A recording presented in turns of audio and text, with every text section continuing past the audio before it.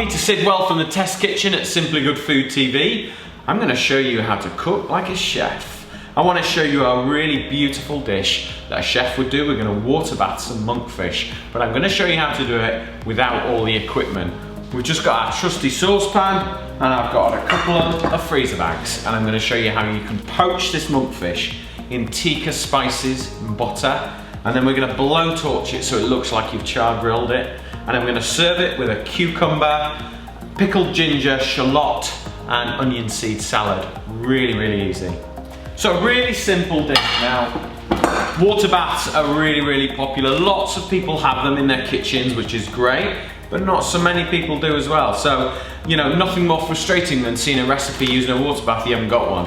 So, you know, I'm gonna show you how to use it with freezer bags, okay? So, because this fish is beautifully fresh, it's pre-portioned, we've got very little to do. So I'm gonna open my freezer bags ready. So one bag, one portion. Nice and easy. Easy to get prepared and ready to go. So we'll just roll them down and make some little sort of smaller bags that we can just add our flavour to. So let's have a look at the star of the show. Now, I've got some really lovely portions here. So I'm going to take two. They're all the same size and weight. All I'm going to do is just trim this little bit of excess off. So using my knife, I'm just going to cut under. I want to take this little membrane off because it's all about a lovely delicate cook, this dish. Now, if I was pan frying this, I might be able to crisp that up and get it really nice, but I'm not. This is a very delicate cook, but bags and bags of flavour. So we're just going to season these up a little bit of sea salt there, and some pepper. There we go, and we're just going to roll those around the board, collect up all the flavours, okay? There. So, let's just drop those into our bags. There we go, we've got our fish in there ready to go. Now let's just flip this over for now. Okay, so we've got our fish there. Now, I've got some beautiful blended Tikka spice here. I'm gonna go 1 teaspoon, 1 portion. Okay? 1 teaspoon, 1 portion. That's it. And then I've got some delicious butter here. So this is beautiful butter. I'm gonna take about, well, it's about 20 grams there. I'm gonna put that in there. Okay, and in there. Squeeze a lemon juice for a little bit of moisture. So it's gonna be the juice of 1/4 of a lemon. It's probably a teaspoon of lemon juice. Okay? Beautiful. Okay, seal them up. That's all the mise en place, all the prep done. Okay, now ready for the fridge until you're ready for service or till dinner's ready. So the key to making sure this works really well is move all your ingredients right to the bottom and then roll the bag up. Now, if you've got a vacuum packer, this is not a problem, but if you haven't and you're using freezer bags, we need to get rid of as much air as we can possibly get and then seal the bag up. Okay, so that is now ready to cook, okay? And these are gonna take about 10 minutes, and then we're gonna finish them with the blowtorch so they look really lovely and delicious and flame roasted. So my pan is just on a gentle boil, okay? It's not like a really fierce rumble, just gently simmering away. And because you've unlocked all the air, we can just drop the fish in there, okay? Same again with this one. Drop it in. Let's make a really simple, delicious garnish salad to go with it. Okay, so I've got some shallots here. If you haven't got shallots, you could use red onions. I wouldn't go for white onions, they're a bit too strong, okay? So all we're gonna do is we're just gonna slice them really, really thin. There we go. Right, now really important you do a couple of things. Let's just salt the onions with about 2 or 3 grams and then just scrunch them up a little bit, okay? Now the salt will sort of break them down a little bit and then the moisture will start to seep out of them, and that's what we want because we're now going to pickle them up with a little bit of lime juice, okay? So we'll squeeze the lime juice, half the lime over the shallots, okay? And then just scrunch the lime juice and press it into the shallots. And that's going to kind of give them a nice sort of gentle pickle.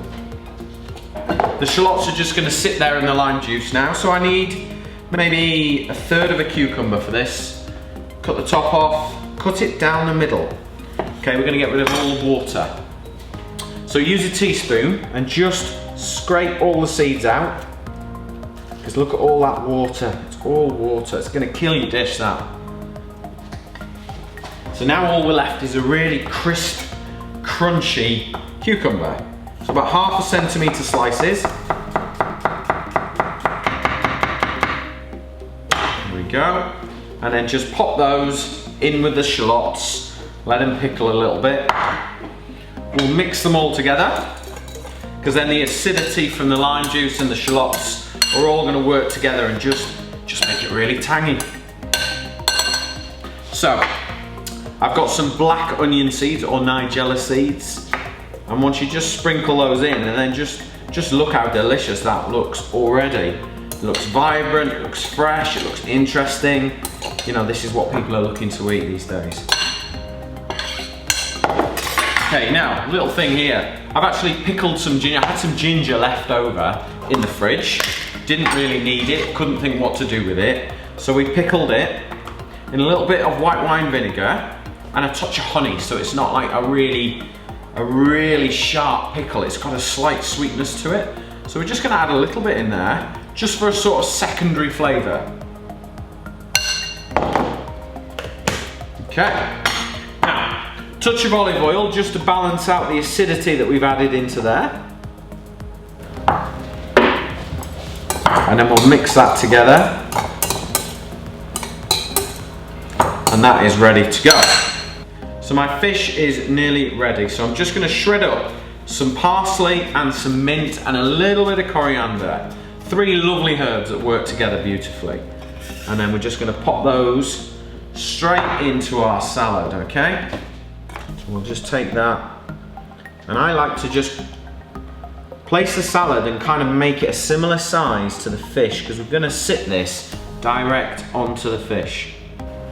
Okay, the fish has been cooking now for 10 minutes, so we will have a little look. So we'll just lift our bags out and look at all those lovely juices have come out there. Turn that off. Now we'll open the bag and just roll it really carefully so we can see what we need to work with. Wow, smells good. What a simple dish. Okay, so I'm just gonna lift the fish out onto a metal tray, and I'll show you why in just a second. Okay, so just pop those onto there. One onto there. I'm just going to take the juices and pour them together, because we're going to do something with those in a minute. Don't want to waste that, full of flavour. That's nature's best sauce, that. Right, blowtorch.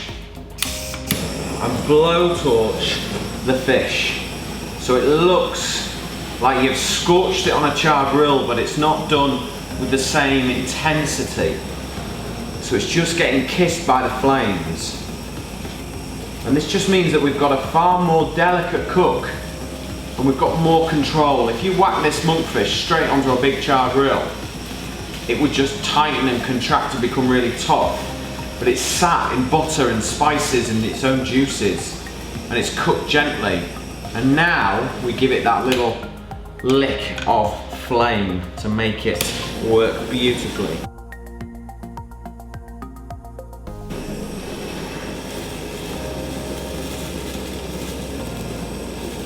Had a little bit of resting time while we've blowtorched it. There we go. Just sit it on there. And then what I'm going to do is take some of the juices, give them a really good mix, because that's butter, spice, and lemon juice, and some of the juices from the monkfish. There we go. I'm going to give it a last little squeeze of lemon juice to get the acidity there. Pop some of those onion seeds in. So we're making a dressing. There we go. And then we just pour that on.